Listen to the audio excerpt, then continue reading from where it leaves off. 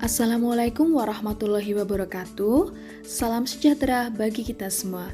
Hai Sobat Aneka, perkenalkan nama saya Nurmalita Putri Pratiwi, peserta Lasar CPNS tahun 2021, gelombang 7 angkatan 18 PPSDM Regional Yogyakarta.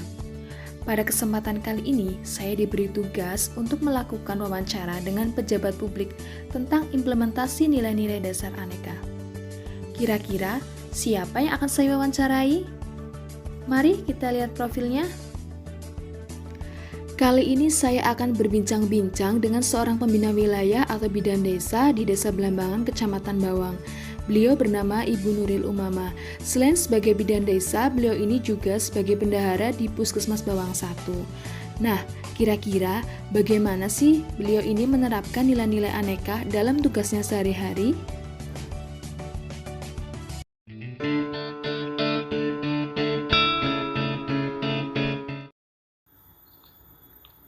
Halo, Assalamualaikum. Waalaikumsalam.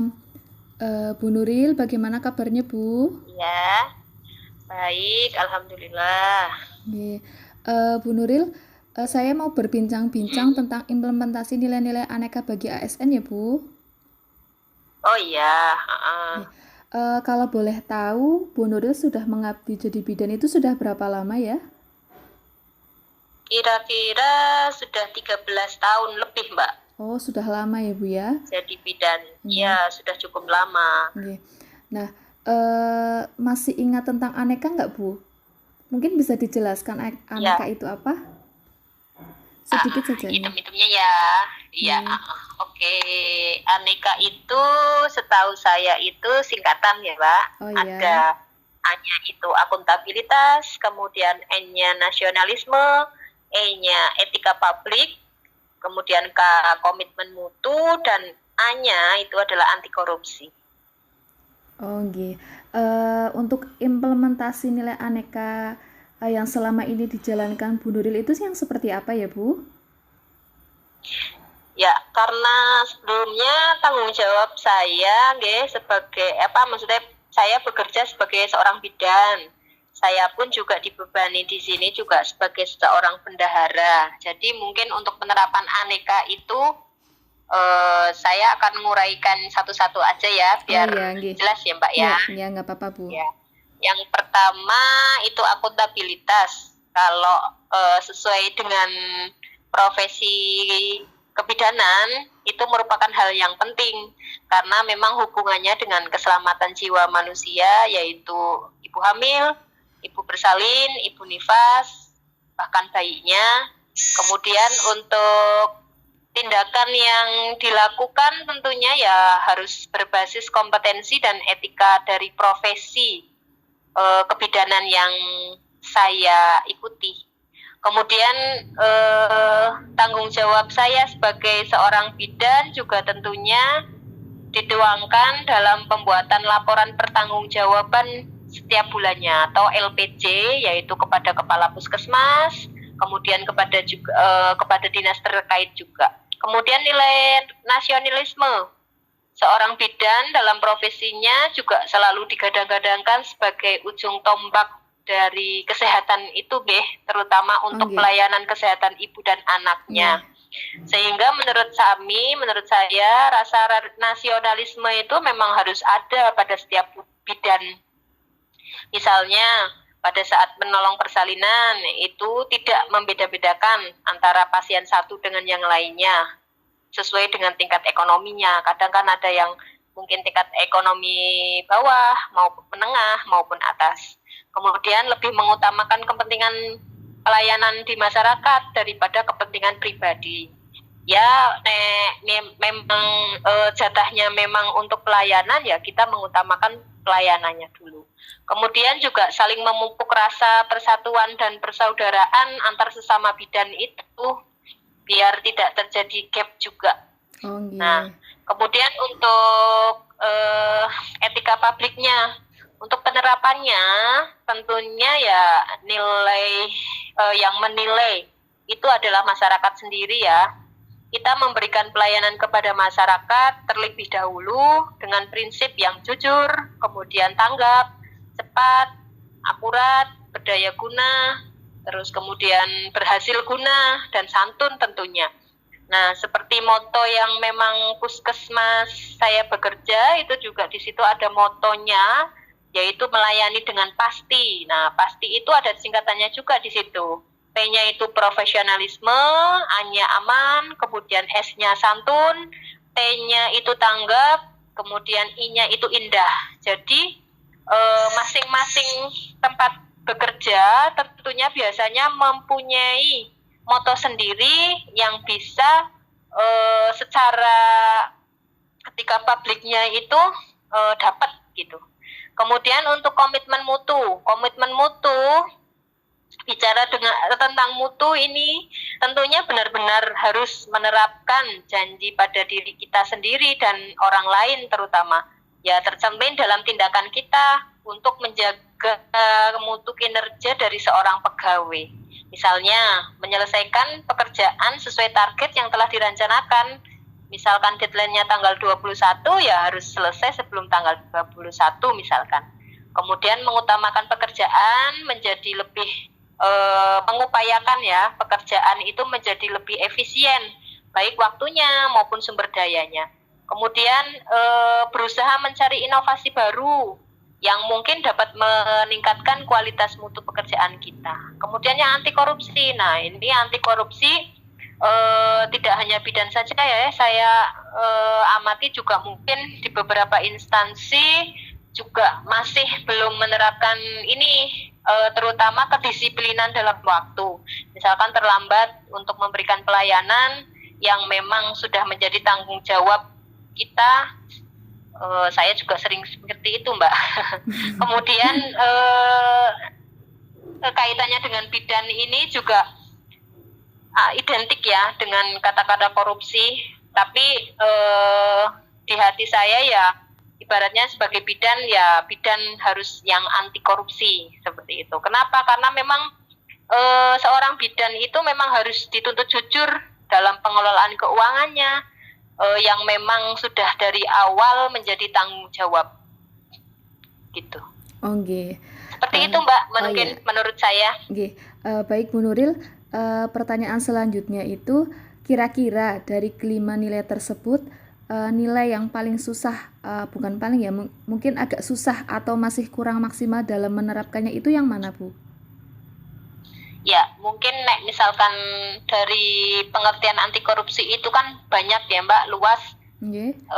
Maksudnya anti korupsi itu kan pengertiannya luas. Kemudian menurut saya untuk yang masih susah atau kita terapkan di kehidupan sehari-hari, khususnya saya loh ya ini. Itu untuk disiplinnya, nilai kedisiplinannya dari anti korupsi itu. Ya kadangkala saya masih datang kurang tepat waktu, karena memang ya kalau misalkan setiap hari datang dengan alasan tentunya ya tidak dimaklumi harusnya memang disiplin itu perlu diterapkan dalam kehidupan sehari-hari. Nah ini menurut saya ya yang belum maksimal saya kerjakan di sini masih korupsi waktu lah intinya seperti itu. Berarti, kemudian untuk terus kemudian tanggung jawab sebagai bendaharanya mungkin di komitmen mutunya Mbak. Karena apa? Karena kadang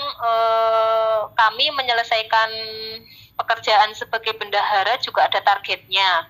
Nah setelah itu kadang untuk pergantian instruksi atau perintah itu kadang-kadang kilat. Jadi kadang dadakan. Yang kami kadang membuat tidak disiplin seperti itu. Dan untuk hambatan-hambatan atau mungkin tantangan-tantangan yang mempengaruhi kurang optimalnya penerapan nilai-nilai aneka ini seperti apa Bu?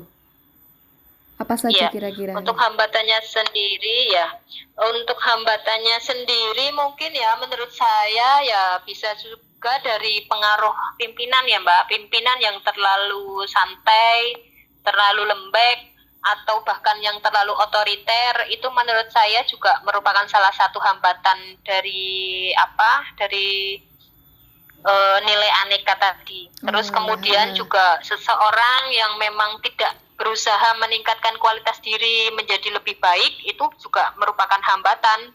Terus selanjutnya mungkin pengaruh juga dari teman kerja.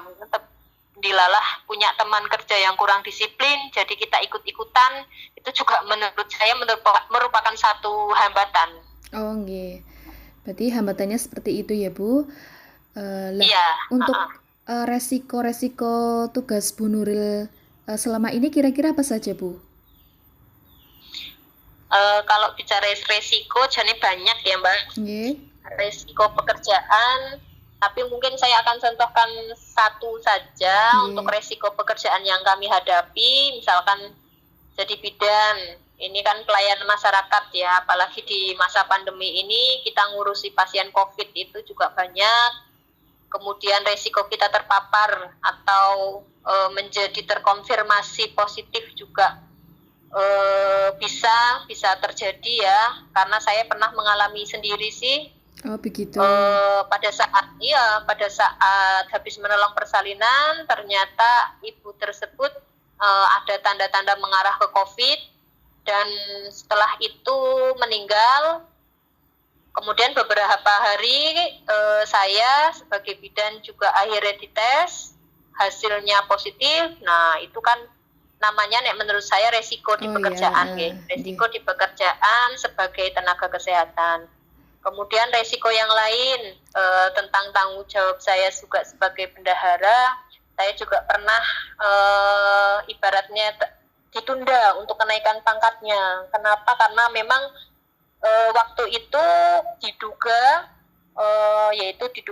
menyalahgunakan wewenang, yang akhirnya sih berujung ibaratnya mendapatkan sanksi itu. Tapi setelah itu sih terus kemudian clear, ternyata kami memang tidak masalah gitu. Bukan diduga lagi, tapi memang tidak terlibat. Seperti itu. Akhirnya ya kita loss, alhamdulillah. Tapi ya itu resiko juga pekerjaan atau tanggung jawab lain saya sebagai bendahara. Seperti itu, Mbak. Oh, nggih, Bu. Nah, kira-kira menurut pandangan Bu Nuril, teman-teman ASN yang lain apakah sudah menerapkan nilai-nilai aneka ini secara maksimal? Iya. Menurut pandangan saya sendiri sih, teman-teman ASN di tempat kerja kami, mereka sudah berusaha secara maksimal untuk menerapkan nilai-nilai ini ya. Tapi kembali lagi tadi, karena namanya masing-masing, pasti kalau misalkan memang yang satu sudah sudah ibaratnya sudah lemah, tidak menerapkan atau tidak disiplin, nanti akhirnya akan membawa dampak buruk ke yang lainnya, seperti itu. Jadi menurut saya sih untuk rata-rata penerapan ini sudah mereka sudah berusaha, dan saya sendiri juga sudah berusaha. Namun ya itu kembali lagi, kadangkala ya ada sebagian yang memang belum secara maksimal untuk menerapkan, sehingga belum menerapkan secara maksimal. Begitu. Nah, seperti yang kita tahu saat ini kan masa-masa pandemi ya, apalagi seperti Bu Nuril, tugasnya itu tidak mudah dan bisa dikatakan cukup berat, mempunyai resiko yang berat, apalagi pernah sebagai penyintas. Ini pertanyaan terakhir ya, Bu. Seberapa penting sih nilai-nilai aneka ini diterapkan saat masa pandemi seperti ini? Menurut saya penting ya, Mbak, penting sekali. Karena apa? Sebagai seorang nakes, ya terutama bidan ini, kan jelas kita harus mengutamakan kepentingan masyarakat daripada keluarga sendiri, ya. Kemudian waktu kita, pikiran, tenaga itu telah kita curahkan semua untuk menangani permasalahan di masa pandemi ini. Tentunya kalau kita memang bersikap cuek, artinya berarti kita tidak bisa menerapkan nilai aneka yang diharapkan. Karena apa? Memang butuh pengorbanan dari seseorang agar bisa menerapkan nilai-nilai aneka ini. Menurut saya seperti itu, Mbak. Baik, Bu. Baik Bu Nuril, terima kasih atas informasinya. Ini sangat bermanfaat sekali untuk kami. Sehat-sehat untuk Bu Nuril Ya, dan keluarga. Terima ya, kasih Ibu. sama-sama. Ya, Assalamualaikum. Ya, Waalaikumsalam. Nah, itu tadi penjelasan dari Ibu Nuril Umamah sebagai pejabat publik. Bisa diambil kesimpulan bahwa apapun kondisinya, dimanapun kita berada, dan sampai kapanpun, nilai aneka harus melekat dalam diri kita sebagai ASN. Ya baik, sampai di sini dulu perjumpaan kita.